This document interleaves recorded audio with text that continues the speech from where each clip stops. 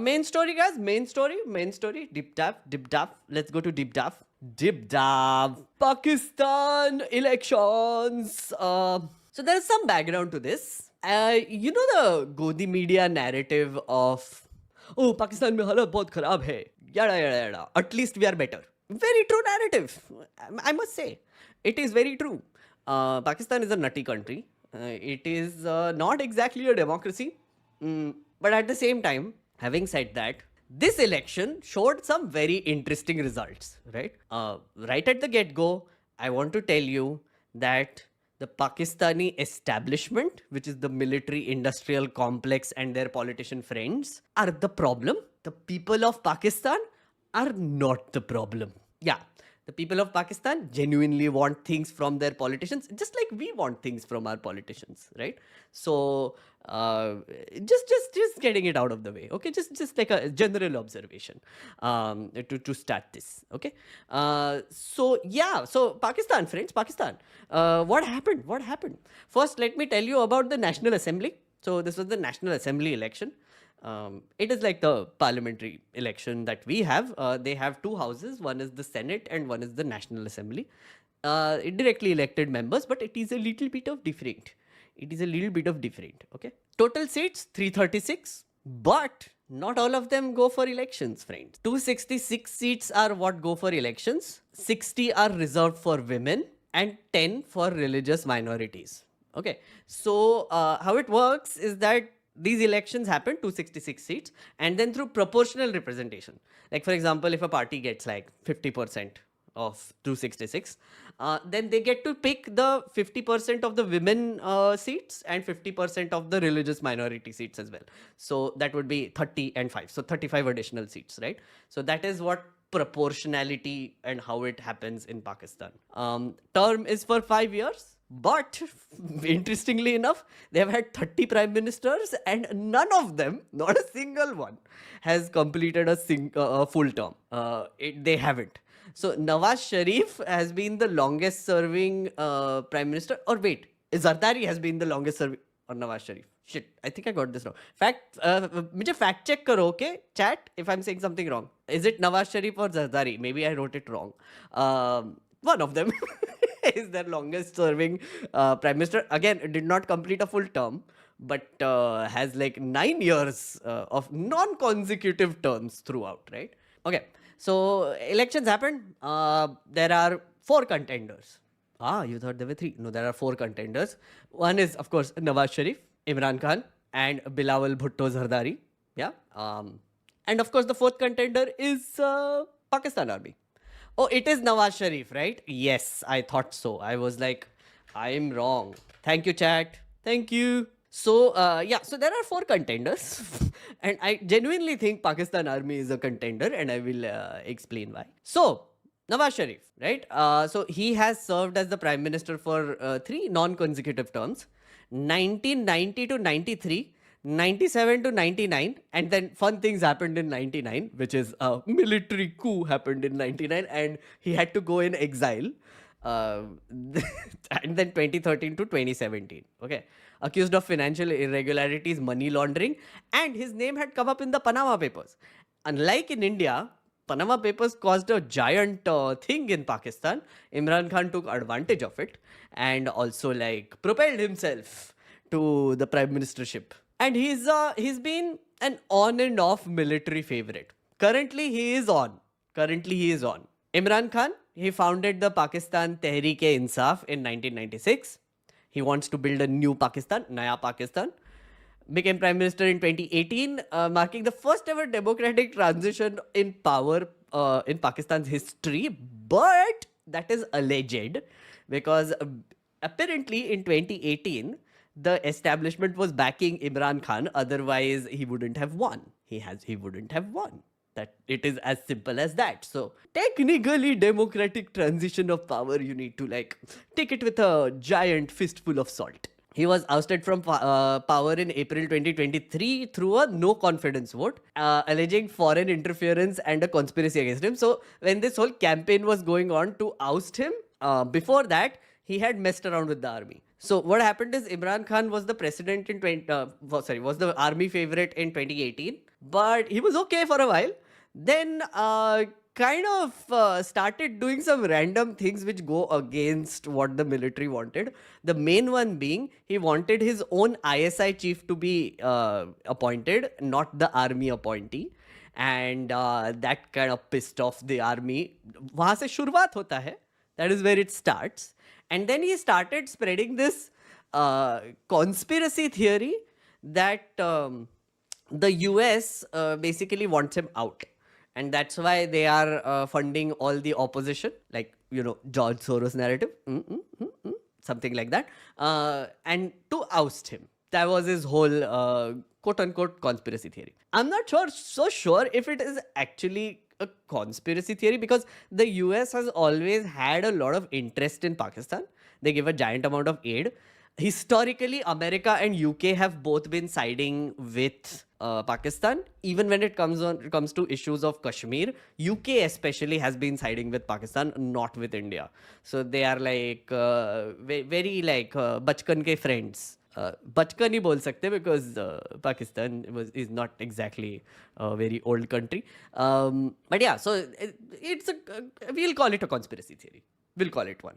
Okay. So he was arrested a week before this election that happened, and on charges of corruption, and apparently his marriage was un-Islamic. That is what some of the reports are saying. That is one of the charges, and he's going to jail for 30 years. And also, the interesting thing is, the court acted very fast when they wanted to convict him and throw him in jail. I'll come to what happened after that as well, okay? Because there is interesting things that are coming up. AI victory announcement, I will come to. It is the crowning glory. So the third candidate is Bilawal Bhutto Zardari. He is the son of former Prime Minister Benazir Bhutto and former President Asif Ali Zardari. He's from a very giant political family, dynast, through and through. Has like a very, very, very luxurious, amazing lifestyle. That's what people are very pissed off about as well. So he was born in Karachi in 1988. Guys, my age person, look at where he has reached. I'm coming to that age, now where I see like all these very popular political leaders and prime minister incumbents, and they're my age. What did I do in life, friends? What did I do? Why was I not born, in a dynasty family? Don't you also wish? Either a Binnisar family or a political family. We're talking about Bilawal Bhutto Zardari. He was elected to the National Assembly of Pakistan in 2008. He served as the leader of opposition from 2013 to 2018. And he was appointed as the foreign minister in April 2023. He led the PPP to victory in 2018 general elections. Controversial remarks at the UN Security Council. So in UN Security Council in September 2023, he referred to the Indian Prime Minister Narendra Modi as the butcher of Gujarat, and which were, obviously got a lot of pissed off reactions from us and our government, because how dare he? So that's Bilawal Bhutto Zardari. Now, the Pakistan Army.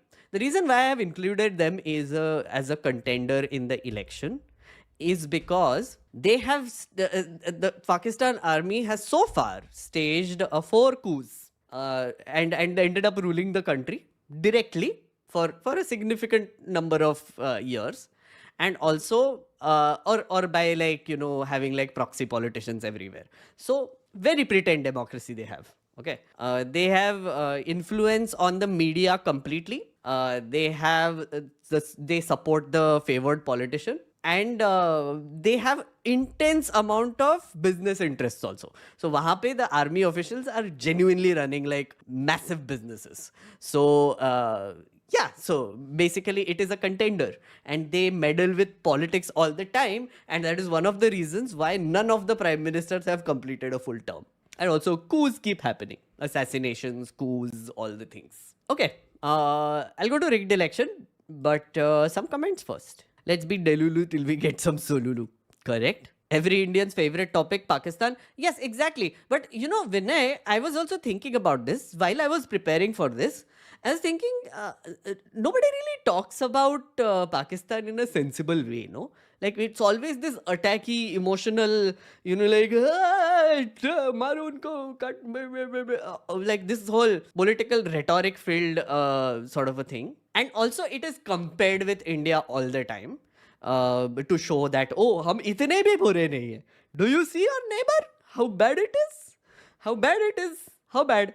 Right? But they never really tell you why it is bad. So today I wanted to do this stream also to explain the system, the political quote unquote system of why that country is in this position also. And since this is a nerdy stream, of course it has to be a deep dive which goes everywhere. Pakistan mentioned new viewers. Yes, Ang's head exploded. Pakistan's peoples are not the problem. I really love the entire vibe of us having a rivalry with Pakistan, but praising Imran Khan for being the force of change in Pakistan politics. It's like two opposing realities. Cinnamon, as you will see soon, this election was kind of nuts for that very reason. Because some very surprising things have happened there. At least they put the terrorists in jail instead of voting them to impeach, under Supreme Court order to rebuild a temple after demolition, unlike we gave it legal approval. Also their Coke studio. Also their Coke studio. You had to throw that in. You had to throw that in. But this is a very legit thing to throw in, okay? Coke Studio Pakistan is amazing. I love it. Great artists. Doesn't any of the former Pak PM, which is again coming to rule, doesn't feel they will be ousted before their term? Yeah. Absolutely. That is going to happen. And I'll tell you why that will happen also. It's pretty much a done deal, Amrit Raj. Some Pakistani podcast to listen to: Syed Muzammil Shah, Raftar, Eon Podcast, Junaid Akram, and Pakistan Experience. Yeah, Pakistan Experience I've heard. It's excellent. Guys, these are great recommendations. Please note them down. Cool Dude IMR has given them. Thank you, Cool Dude. Pakistan people let dharam ke thekedar take over, and that's why Pakistan is what it is today. Power structure overload. Jai, yes, partially, yes, that is the reason. But also the main problem is the military industrial complex. Genuinely, the military is just beyond all laws, and it turns Pakistan into pretty much a pretend democracy. I will just give you one example, which I was going to mention anyway. Okay. So this happened in 2023. I'll tell you how much power they have. So why Imran Khan has disappeared from Pakistan's media. It was a surreal moment on Tuesday night during his live TV show. Pakistani anchor Kashif Abbasi was talking about legal petition filed by lawyer against former Prime Minister Imran Khan. Abbasi says his name, then stops himself. He filed an application under Article 6 against Imran Khan.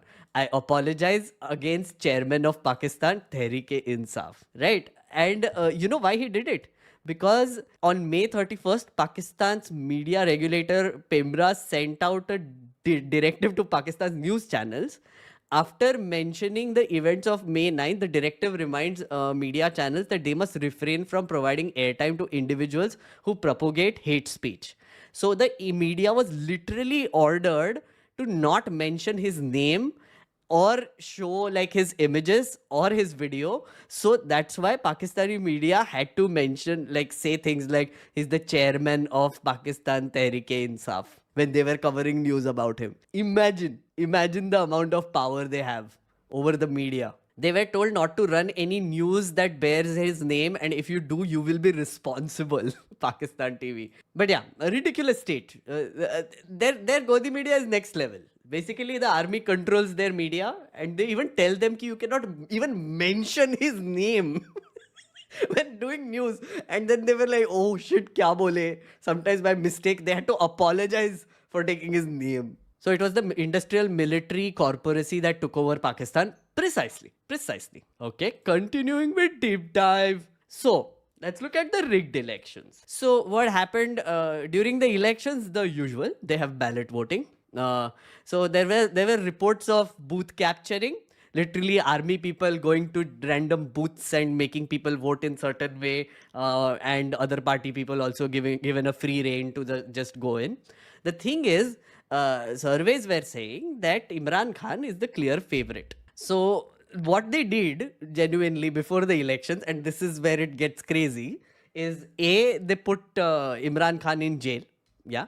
And they also banned his party from contesting elections, and his symbol was banned from being used. So election commission banned the symbol.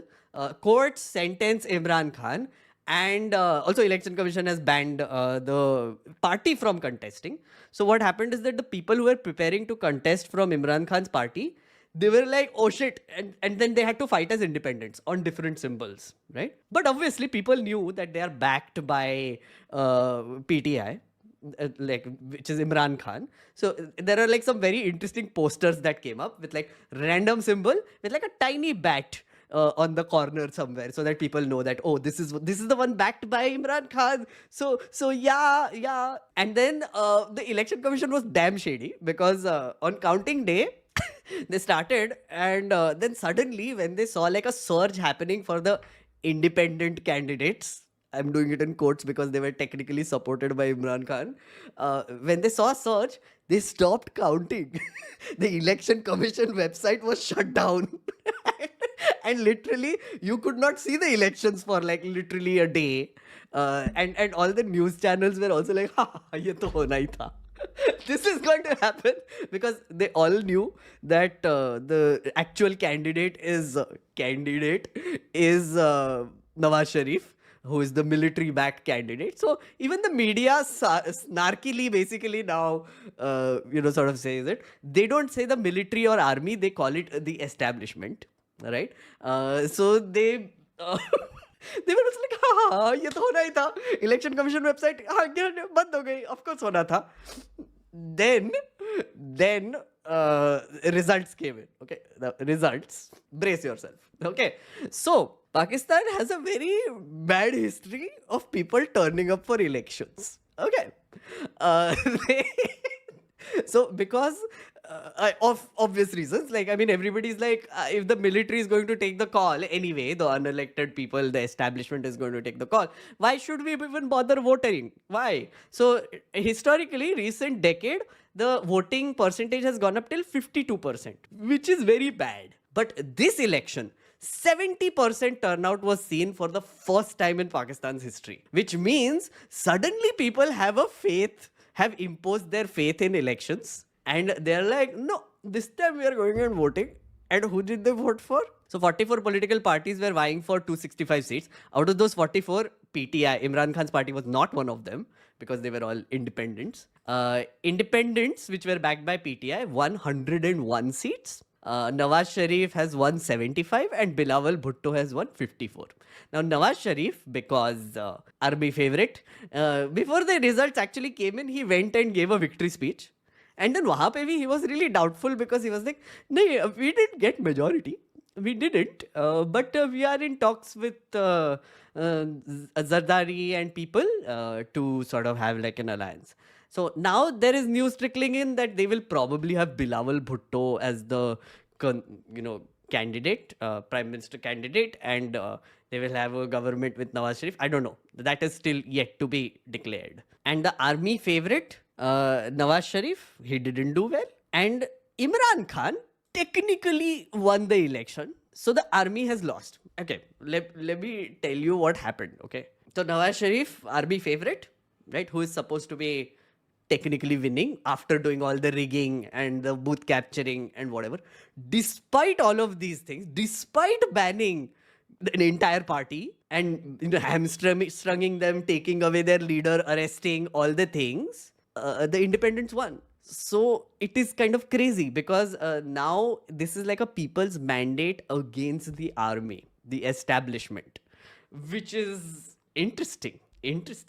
And that's why people are saying that this is a very interesting election this time in Pakistan. So one of the slogans which I noted down for PTI was, "Ye jo dehshat gardi hai, uske piche vardi hai." That was one of their slogans. I thought it was very clever. Imran Khan was an army favorite before 2018, lost favor, went to jail. I mean, trajectory to dekho, bada matlab nice trajectory he has. And yeah, that's basically what is happening with Pakistan, my dear friends. And finally, now, let me show you the amazing thing that Imran Khan did. As I said, crowning glory. Imran Khan is in jail. Yeah. His team has made an AI video of Imran Khan declaring victory. I mean, guys, 2024. Welcome to 2024. इय्याका नअबुदु व इय्याका नस्तईन। मेरे पाकिस्तानियों, आपने कल vote देकर अपनी हकीकी आज़ादी की बुनियाद रख दी है। मैं आप सबको इलेक्शन 2024 जीतने पर मुबारकबाद देता हूं। मुझे आप सब पर पूरा भरोसा था कि आप वोट देने निकलेंगे। आपने मेरे भरोसे का मान रखा और आपके मैसिव टर्नआउट ने सबको हैरान कर दिया है। लंदन प्लान फेल हो चुका है आपके वोट की वजह से। नवाज शरीफ एक कम ज़र्फ इंसान है जिसने ऑफिशियल नताइज के मुताबिक 30 सीट्स पीछे होते हुए भी विक्ट्री स्पीच कर दी है। कोई पाकिस्तानी उसे नहीं मानेगा और इंटरनेशनल मीडिया भी उस बेवकूफ़ी पर लिख रहा है। इंडिपेंडेंट ज़राया के मुताबिक 150 नेशनल असम्बली की सीट्स पर हम जीत रहे थे धांधली शुरू होने से पहले, और इस वक्त हम 170 से ज़्यादा नेशनल असम्बली की सीट्स पर जीत रहे हैं फॉर्म 45 के डेटा के मुताबिक। मेरे पाकिस्तानियों, आप सब ने तारीख रकम कर दी है। मुझे आप पर बहुत फ़ख्र है और मैं अल्लाह का शुक्र अदा करता हूँ कि उसने हमें एक कौम बना दिया है। अब हमें ऊंची परवाज़ से कोई नहीं रोक सकता। आखिर में आपने घबराना नहीं है, सेलिब्रेट करें और शुक्राना के नफल पढ़ें। 2 साल के सख्त जुल्म और नाइंसाफ़ियों के बावजूद हमने 2024 इलेक्शंस 2/3 अक्सरियत से जीत लिया है। सब ने आपके वोट की ताकत देखी है। अब वोट की हिफाजत करने की सलाहियत भी दिखाएं। पाकिस्तान जिंदाबाद। So बिस्मिल्लाहिर्रहमानिर्रहीम। again, cut together, AI generated, whatever. But look at the notice that they have given. यहाँ पे, did you see? Fourth authorized AI voice of Imran Khan. So they have declared that it is an AI voice, and they have issued this video where he is basically, we've won, we've won. Nuts, nuts. Welcome to 2024, friends. Welcome. Welcome. This is the time where we are going to have AI videos and voices coming in of dear politicians saying whatever. So, yeah. GG Imran Khan. That's absolutely it, Babu Moshai. Good game. Good game, sir. Good game. Now, if you want to know, the result of this is either massive protest of in Pakistan, massive protest, which will have like obviously a military crackdown because establishment wants to maintain power. So I don't know, Arab Spring type situation, always a possibility. Second thing is another PM who will not hold his full term. Another PM, yeah, early elections maybe. Who knows? See, when the popular mandate is for this guy who has had the entire like establishment and politicians and everyone against him, jailed, party banned, symbol banned, all things, and still his candidates managed to get this much seats, that shows that the popular sentiment is extremely against the establishment, especially the voter turnout. So, yeah, interesting times in Pakistan, friends. Interesting times. One more reason why I feel like our relationship with Pakistan has always been garbage is also because of that establishment, because it is run by military people, and one of the things that military people like to do is deal in weapons and declare war. That's pretty much it. They do coups and they're like, "Arey, ek aur war, let's go, yay!" While Pakistani people are starving, inflation is going nuts, unemployment is going nuts. All of these were issues which Imran Khan was raising. While, like people like Bhutto Zardari and people are having like fancy, vacations everywhere. The common Pakistani is suffering. That was the narrative going around during this election, right? So this was an anti-establishment vote. But of course, the military is like, no, no, no, no, no, no, no, no, no, no, no, no. Do you think we will let you have this? You people? Democracy? What are you talking about?